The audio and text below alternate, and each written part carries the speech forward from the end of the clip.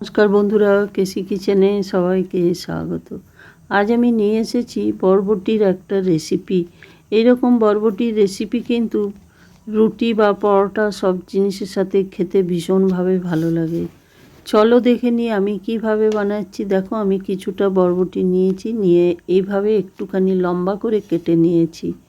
প্রথমে অবশ্যই ভালো করে ধুয়ে নিয়েছি, তারপরে এইদিকে একটা বেগুনকে ডুমো করে কেটেছি, একটা মূলোকেও এমনিভাবে ডুমো করে কেটে নিয়েছি। তারপরে দেখো, এইদিকে কিছুটা মুসুর ডাল আমি 1-1.5 ঘন্টা আগে ভিজিয়ে রেখে দিয়েছি। দেখো ভালো করে ভিজে গেছে। এবার খুব ভালো করে ধুয়ে নিতে হবে। আরেকবার ধুয়ে আমি রেখে দিলাম। তারপরে এইদিকে কড়াই চড়িয়ে তার মধ্যে কিছুটা সর্ষের তেল দিয়ে দিলাম।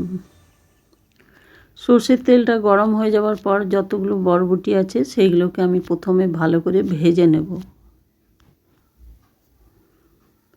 তার সাথে মূলো বা মূলো বা বেগুন সেটাও আমি দিয়ে দিলাম, দিয়ে বেশ ভালো করে ভেজে নিলাম। এগুলো ভালো করে ভেজে নিলে বরবটির যে একটা কাঁচা গন্ধ সেটা নষ্ট হয়ে যাবে। দেখো ঢেকে ঢেকে এগুলোকে ভালো করে ভেজে নিচ্ছি।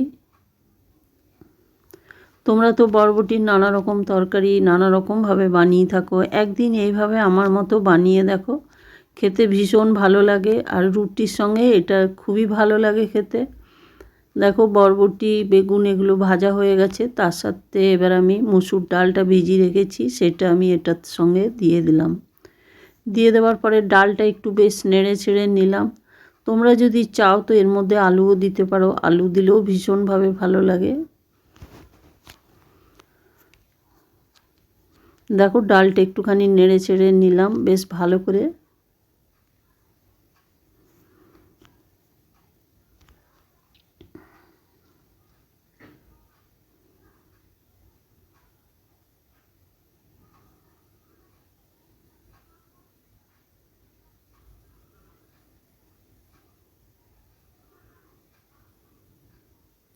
বরবটি বা ডাল এগুলো প্রায় ভাজা হয়ে গেছে আমার। এরপরে আমি এর মধ্যে দেখো গরম জল দিয়ে দিলাম।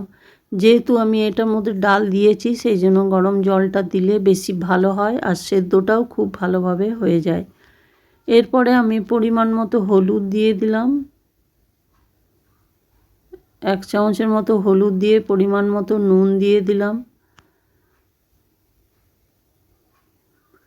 নুনটা দিয়ে দেওয়ার পরে দেখো ঢাকা দিয়ে আমি 5-7 মিনিটের মতো মিডিয়াম আঁচ করে এটাকে ফুটতে দিলাম। 5-7 মিনিট পর ঢাকা খুলে দেখো দেখাচ্ছি ডালটা আমার সেদ্ধ হয়ে গেছে, বরবটি মূলো বেগুন সবই সেদ্ধ হয়ে গেছে। তবে এই ডালটা একদম গলানো চলবে না, খালি সেদ্ধ হওয়া পর্যন্তই এটাকে ফুটতে দিতে হবে। তারপরে দেখো এইটা উঠিয়ে আমি একটা বাটিতে রেখে নিলাম। তারপরে কড়াইটা ধুয়ে আবার আমি চড়িয়ে 1 চামচের মতো সর্ষের তেল দিয়ে দিলাম। এবার আমি গোটা জিরে 1 চামচ দিয়ে দিলাম ফোড়ঙে।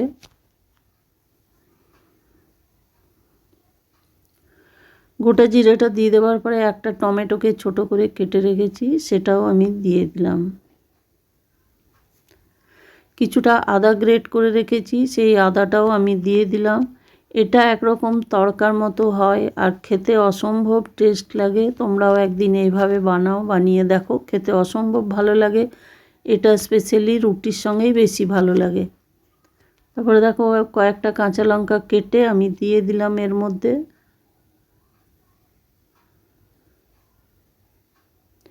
1 চামচের মতো হিং দিয়ে দিলাম। তোমরা যদি নিরামিষ দিনে না বানাও তাহলে কিন্তু এর মধ্যে পেঁয়াজ দিয়েও করে নিতে পারো, পেঁয়াজ দিলেও খেতে ভীষণভাবে ভালো লাগে।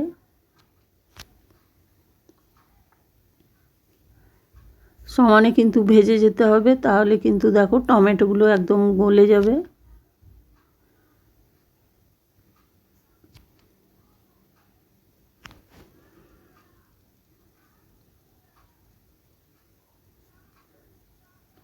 দেখো টমেটোটা আমার ভাজা হয়ে গেছে। এবার আমি ওইদিকে যে ডালটা সেদ্ধ করে উঠিয়ে রেখেছি সেই ডালটা আমি এটার মধ্যে দিয়ে দিলাম। আমি যেহেতু নিরামিষ দিনে বানাচ্ছি সেই জন্য আমি পেঁয়াজ দিলাম না, তোমরা চাইলে এটাতে পেঁয়াজ দিয়েও করে নিতে পারো। তারপরে দেখো সমস্ত ডালটা দিয়ে দেওয়ার পরে হাতা দিয়ে একটুখানি আমি মেরে নেব ডালটা।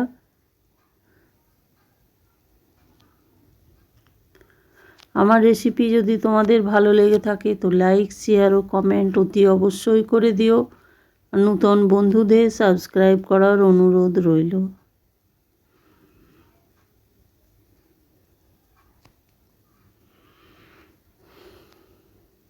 এরপরে দেখো ডালটা আমার হয়ে গেছে। যেহেতু আমি রুটির জন্য বানাচ্ছি সেই জন্য একটু বেশ চাপ চাপ করেই করছি, তাহলে কিন্তু রুটির সাথে খেতে ভীষণ ভালো লাগবে।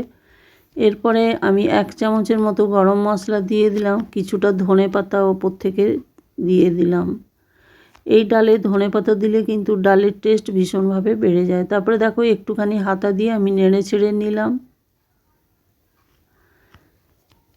তোমাদের কাছে যদি আরও কোনো অন্য সবজি থাকে তাও তোমরা দিতে পারো।